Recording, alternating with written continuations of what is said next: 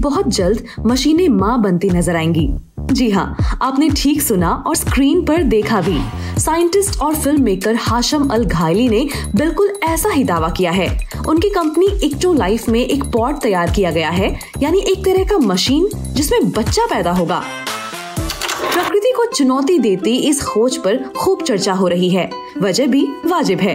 Times of India की एक report में रिसर्च के हवाले से कहा गया है कि सिर्फ भारत में 10 से 15% शादीशुदा जोड़ों को बच्चा पैदा करने में परेशानी हो रही है। यानी ये आंकड़ा धीरे धीरे लाखों में बदलता जा रहा है। तो ऐसे समय में इस तरह के अनुसंधान की खबर घर घर तेजी से पहुंच रही है। तो आइए जानते हैं मशीनों के माँ बनने की पूरी कहानी। इक्टो लाइफ दुनिया की पहली आर्टिफिशियल बच्चा पैदा करने वाली कंपनी बनेगी। साइंटिस्ट घायली की माने तो 50 साल से भी ज्यादा समय से दुनिया भर में वैज्ञानिक इस खोज के लिए काम कर रहे थे। इक्टो लाइफ कंपनी के मुताबिक अभी इस प्रोजेक्ट के लिए 75 लैब बनाए गए हैं और सभी को मिलाकर साल में 30,000 बच्चे इन बेबी पॉड्स में तैयार होंगे। आइए बेबी पॉड को समझते हैं। ये एक तरह का मशीन है, या यूं कहें तो तकनीक के द्वारा तैयार एक ऐसी बच्चेदानी जिसमें बच्चे पैदा होंगे, इसलिए इसको आर्टिफिशियल गर्भ कहा जा रहा है। अब समझते हैं कि इन बेबी पॉड्स में बच्चे पैदा कैसे होंगे। इसके लिए सबसे पहले मशीन में पुरुष के स्पर्म और महिला के एग को मिलाया जाएगा। फिर ये मशीन किसी गर्भ की तरह काम शुरू कर देगी। इसके बाद शुरू होगा तकनीक का खेल। इस बेबी पॉड में उचित तापमान, ऑक्सीजन जाने और कार्बन डाइऑक्साइड निकलने का इंतजाम किया गया है।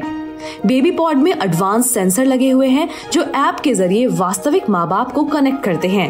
ऐप के जरिए माँ बाप रियल टाइम में स्किन, धड़कन, temperature, heart beat, oxygen level, blood pressure, breathing rate, दिल, दिमाग, किडनी, लिवर और शरीर के बाकी अंगों की मॉनिटरिंग कर सकेंगे।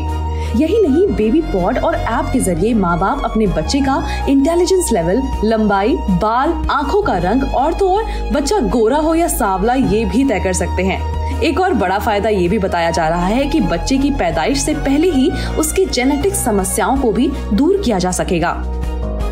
सब अच्छी बात तो आपने जान ली, मगर एक दिक्कत अभी बाकी है जिसको जानना भी जरूरी है।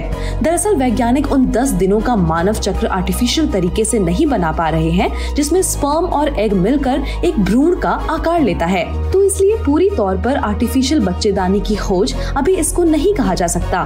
लेकिन ये आविष्कार उन लोगों के लिए खुशखबरी है जो किन्हीं कारणों से बच्चा पैदा नहीं कर पा रहे या अक्षम हैं।